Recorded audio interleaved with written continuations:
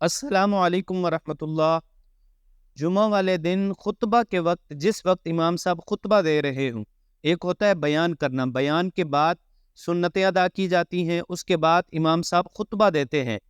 نماز جمعہ پڑھانے سے پہلے خطبہ دیتے ہیں، اس خطبہ کے دوران گفتگو کرنا، باتیں کرنا اور نوافل ادا کرنا جائز ہے یا نہیں؟ خطبہ کے دوران باتیں کرنا ممنوع ہے اور نوافل ادا کرنا بھی ناجائز ہے۔ حضور علیہ الصلوۃ والسلام نے فرمایا، حدیث پاک کا مفہوم ہے کہ جب امام صاحب خطبہ دے رہے ہوں، اس وقت اگر کوئی شخص کسی کو کہے کہ خاموش ہو جاؤ تو اس نے یہ بات بھی بیکار کی ہے، یعنی اس کا یہ کہنا کہ تم خاموش ہو جاؤ یہ اس کے لیے بھی ناجائز ہے۔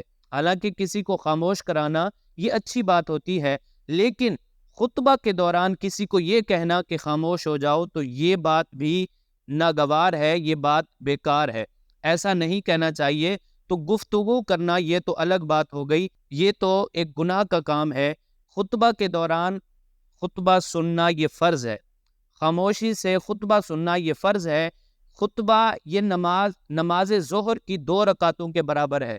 2 خطبے ہیں، نماز ظہر کی 4 رکعتیں ہیں، 2 رکعتیں خطبہ کے اندر آ جاتی ہیں اور 2 رکعتیں جمعہ جو پڑھتے ہیں یہ 4 رکعتیں ہو جاتی ہیں۔